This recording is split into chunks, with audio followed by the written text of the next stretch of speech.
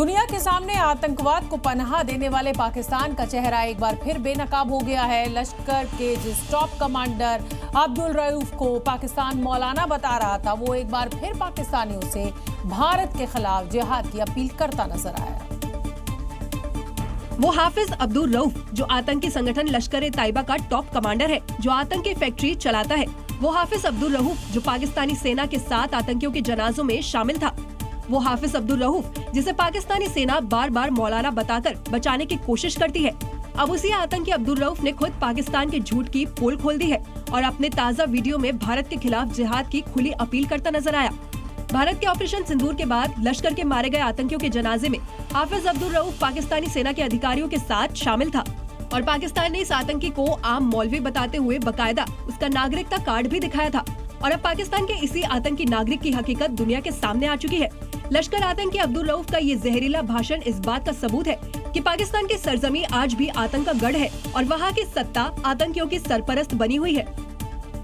6 और 7 मई की रात ऑपरेशन सिंदूर शुरू हुआ। भारत ने पहलगाम में हुए आतंकवादी हमले का बदला लिया। भारतीय सेना ने पाकिस्तान में आतंकवादियों के ठिकानों को निस्तनाबूद कर दिया और इसके बाद 9 और 10 मई की रात बौखलाए पाकिस्तान ने भारत पर कई ड्रोन और मिसाइल अटैक्स किए। भारत ने लाइन ऑफ कंट्रोल से उन सभी हमलों को नाकाम कर दिया।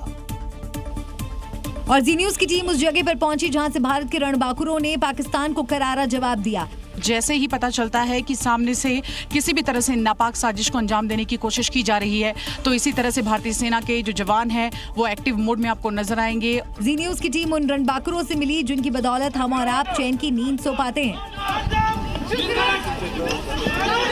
भारतीय सेना के शौर्य को हम इस वक्त अपने कैमरे के जरिए आपको दिखाने की कोशिश कर रहे हैं और समझाने की कोशिश कर रहे हैं कि जब आप अपने घरों में चैन से सोते हैं तो सेना की यही वो जवान हैं जो हमारी और आपकी सुरक्षा में दिन रात तैनात रहते हैं। ऑपरेशन सिंदूर के बाद जिस तरह से पाकिस्तान ने भारत की तरफ हमले किए, इसी जगह से भारतीय सेना ने पाकिस्तान की हर गोली का जवाब गोलों से दिया था।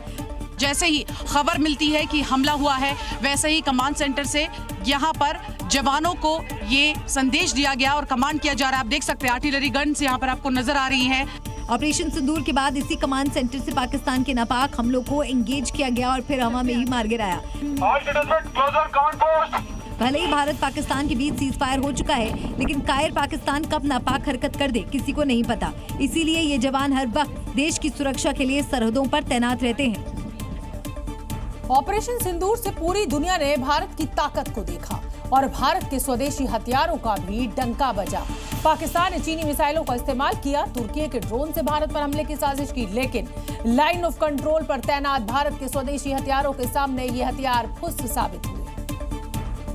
और स्वदेशी हथियारों की ताकत दिखाकर भारत ने दुनिया को ये बता दिया कि हम किसी से कम नहीं हैं। और इन्हीं हथियारों के दम पर भारत ने न सिर्फ पाकिस्तान के हवाई हमलों को नाकाम किया, बल्कि सीमा पार पाकिस्तानी आर्मी के पोस्ट को भी मिट्टी में मिला दिया।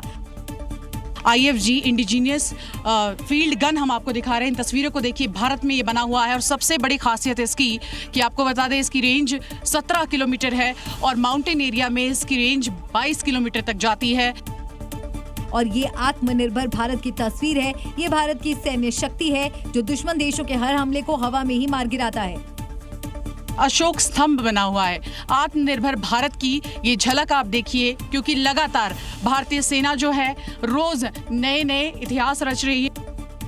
यही फील्ड गन दुश्मनों पर काल बनकर टूटती है। जब दुश्मनों पर बरसती है तो दुश्मन अपनी पोस्ट छोड़कर भाग खड़े होते हैं। इन चेहरों को आप देखिए, ये वो निर्भीक चेहरे हैं, ये वो निडर चेहरे हैं जो दुश्मनों को नेस्तनाबूद करने के लिए लाइन ऑफ कंट्रोल पर हमेशा डटे रहते हैं। यूं तो हमारे जाबाज सैनिकों का जोश हमेशा हाई रहता है और तैयारी भी पूरी रहती है, लेकिन पाकिस्तान को धूल चटाने के बाद जोश और बढ़ गया है, साथ ही तैयारी और सतर्कता भी।